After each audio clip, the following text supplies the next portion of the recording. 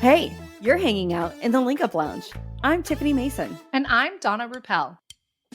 Around here, we believe success isn't just about what you know, it's about who you link up with. This is your lounge for turning one link into endless opportunities.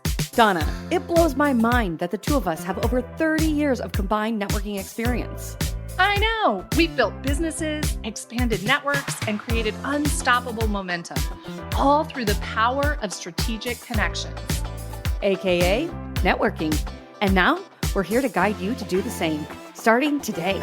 So let's dive in, connect, and start making moves you didn't even know were possible.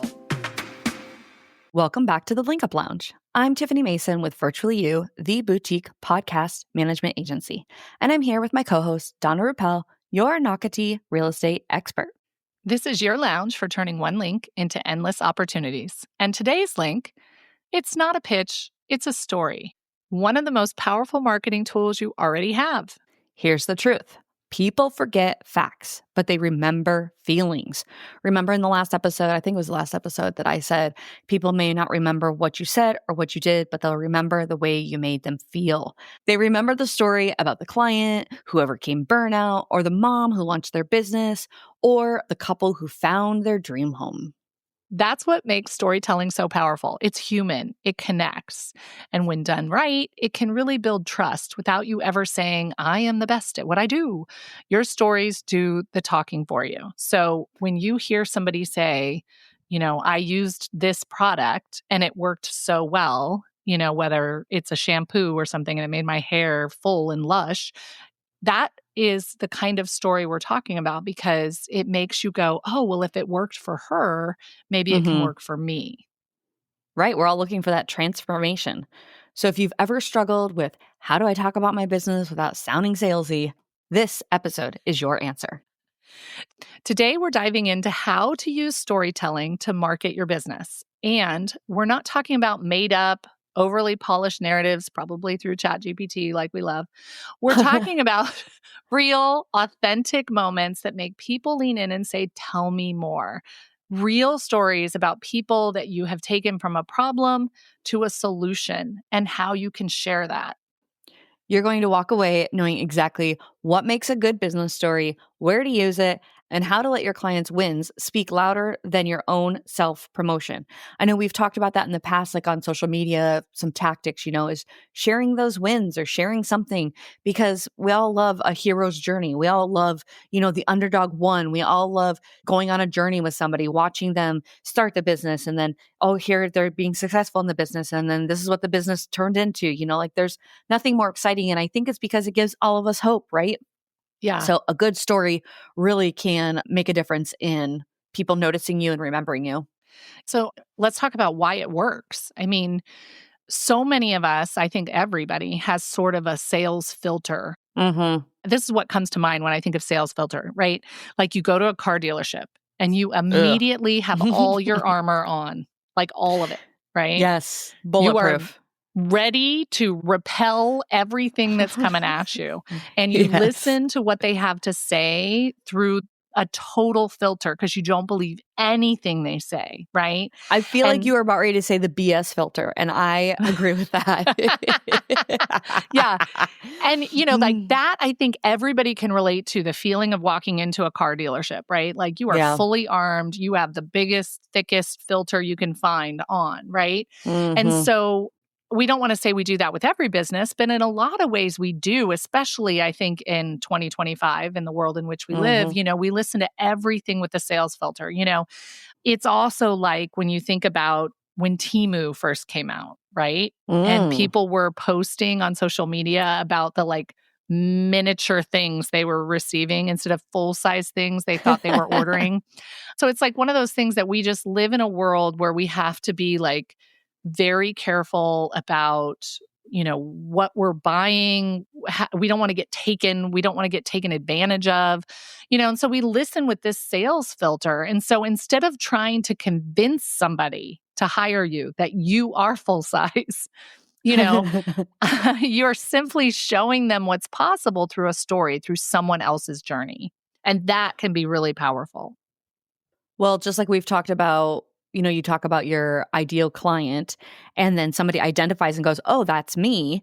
It's the same thing that we're seeing here. So sometimes people have like limiting beliefs or, they don't think that they can get to the level somebody else is at. And it's because they've not seen somebody else do that before. So when you see another example of somebody, you go, "Oh, well, maybe that could be me." So if you think about the last time you made a purchase because of a story, maybe you heard of a coach helping someone double their income, or you saw somebody losing a ton of weight, or I'm kind of laughing right now at the particle commercial for men because I guess I've never heard men speak about their skin before, or like, this one guy's like, people were coming up to me saying I was glowing.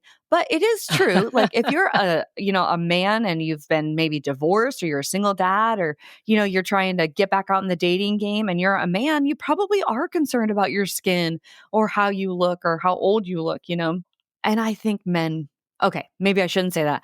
I'll just speak for myself. I know if I see somebody else and they have had success with a product and I'm thinking, okay, maybe they did, then okay, maybe I could have that same success. And so maybe, it's nice to hear a man talk about a man's product and then how the man had the results. So it's the same thing, if you saw somebody lose a whole bunch of weight, or like you said, the thick, lush hair, and they're seeing the results there. You see the before and the after, and you can't help but think, oh, that could be me.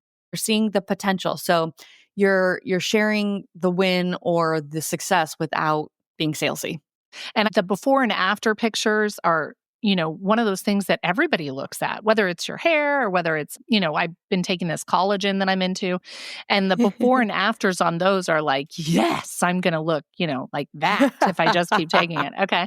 Pretty soon people aren't going to recognize me. I'm going to go back in time. But the same thing with hair and, all those kind of things, the emotional resonance that is way more powerful than listing features or services or all those kind of things. And honestly, like I look back in my sales experience and, direct sales companies rely on this exactly to inspire.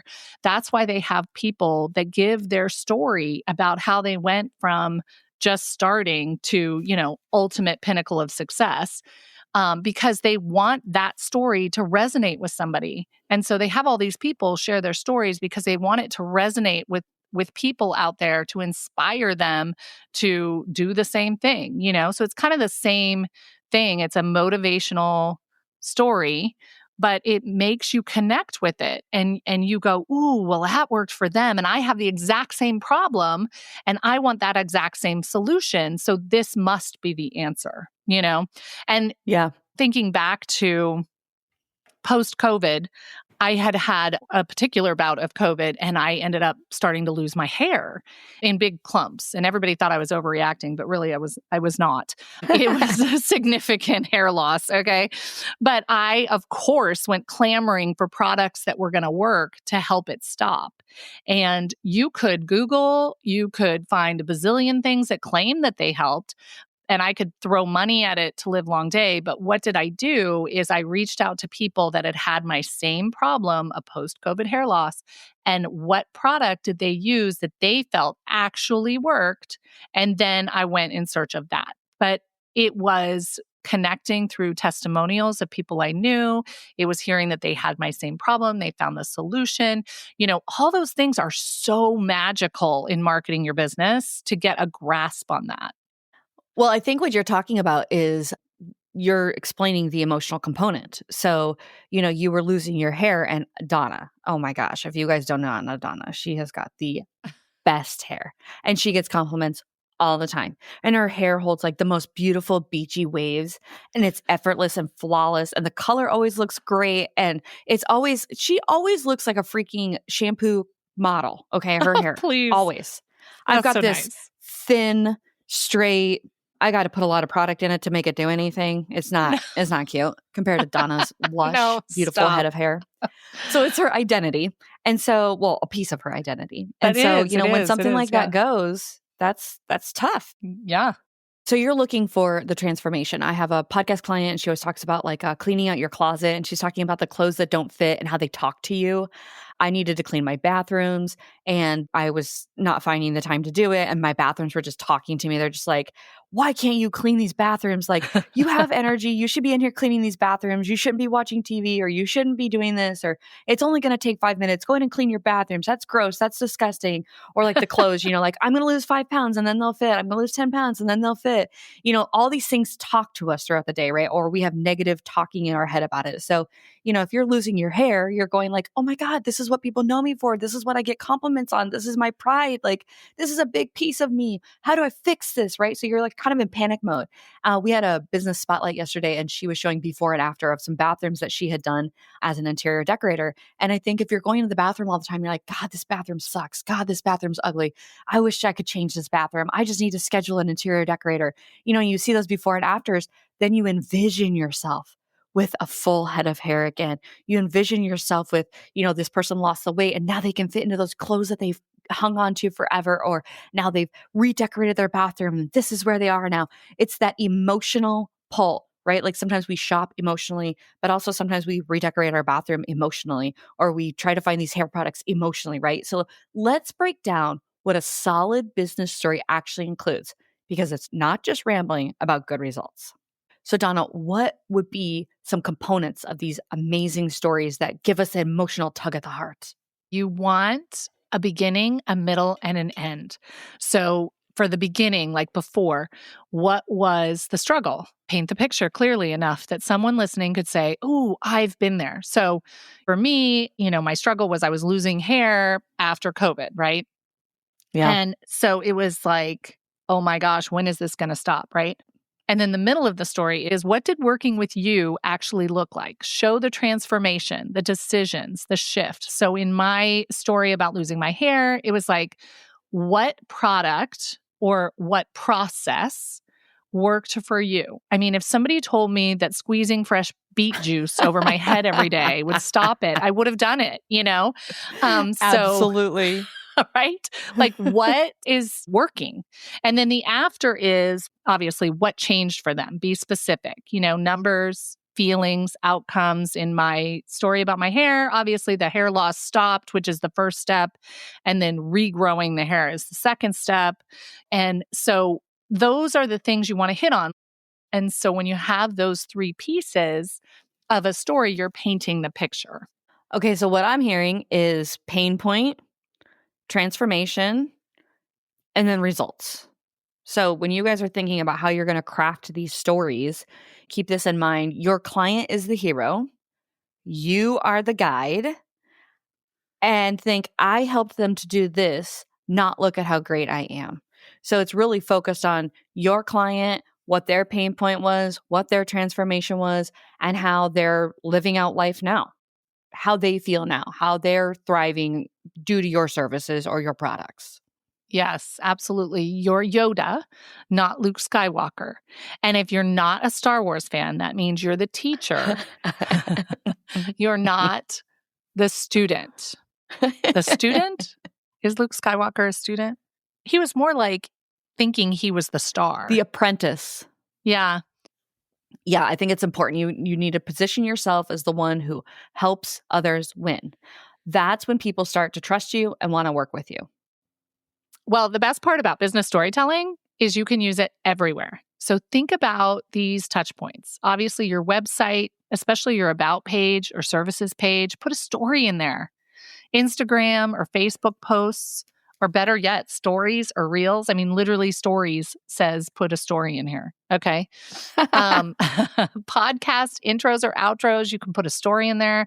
Networking events, great to have in your pocket a quick client story instead of a sales pitch. Like quick, like 3 sentences. Okay. If I was going to give a quick story, I would say I will never forget the time that I had a brand new client. She had an established podcast, and she checked in with me after I was supposed to publish her first episode and said, "Hey, do you need anything else to publish the episode?" And I said, "It's already live." And she was like, "Wait, what? That was so easy." Yeah, exactly. And it always makes me laugh. But that's a quick, short story that you can tell people. Yes, 3, 4 sentences kind of story. Because, when you're at a networking event, People don't want to get sucked into a long one. So you got to have a quick, short story in your back pocket for those things. Emails, of course, you can put it in there, whether it's a newsletter or a launch. There's just so many ways that you can use business storytelling. So even your elevator pitch can include a story. Instead of saying, I manage podcasts for busy entrepreneurs, I might say, I worked with a client who was spending hours editing her own podcast. She hadn't released an episode in like a month. And after one call, we built a plan. I took over production. She tripled her listenership in 60 days. That is a story. It's specific and it connects because people with podcasts are looking to publish consistently and they want to increase their listenership. So if you're still sitting on great stories, like you've collected testimonials or people have sent you testimonials, but you haven't really figured out how to share them or you haven't shared them yet, ask yourself, why not? I mean, those are great stories that can help promote your business in a non-salesy way that helps you cut through the sales filter. Right. You do not need a fancy platform, perfect wording. We talk about this all the time, you guys. You just need to start. Share that one short win, that one client voice, that one real moment. And the next time someone asks you what you do, try answering with a story. Watch how their face changes or how they kind of lean in to listen more or how it resonates with them. Or if it doesn't resonate with them, it may resonate with somebody they know. And boom, that's a light bulb moment where they're going to now want to refer you to that person. That's how the connection deepens instantly. That kind of makes me think of a story that I'm going to share of one of my quick wins. And, maybe you guys want to judge me on how I'm sharing the information. So I had a client come to me and she said, I'm not getting this out consistently. And I just really think it's time for me to have a podcast manager. So I said, okay, no problem. We did a discovery call. We set up her Trello board and got everything organized.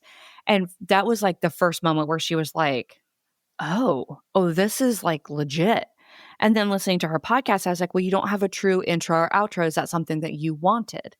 And then I was able to, make the outro and the intro for her. And she was like, man, that's something I was really looking forward to. That's really going to elevate the podcast. Thank you so much. I didn't realize how easy that was going to be. I really appreciate you doing that for me. And then we went through and put a couple of episodes together. And she just really couldn't believe how effortless it was. She was like, now I can really focus on the other pillars of my business. I've been so worried about getting the podcast out on time. And she was really blown away by like the sound and the music, which she didn't have the skill set to do that on her own. She didn't know how to do that. So it felt really good for her to say, okay, I'm going to give this to you to get the additional suggestions.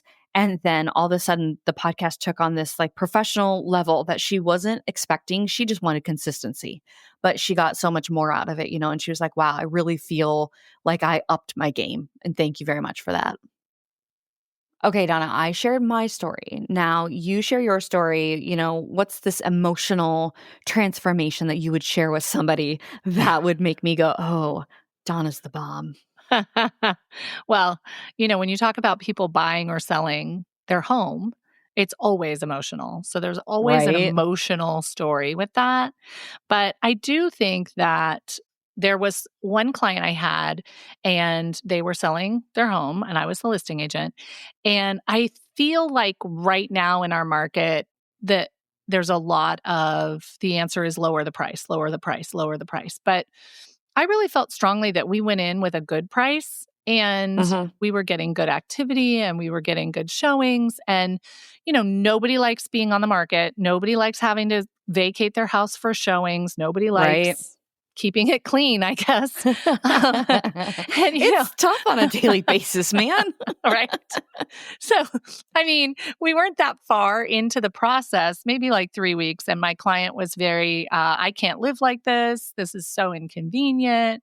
And I get it. I do. I do get it. But I laughed to myself because I'm like, keeping your house clean, having to leave for, an hour. But I get the inconvenience of daily living. But she was starting to become antsy, is what I would say, with the process. Yeah. And so she suggested, should we be lowering the price?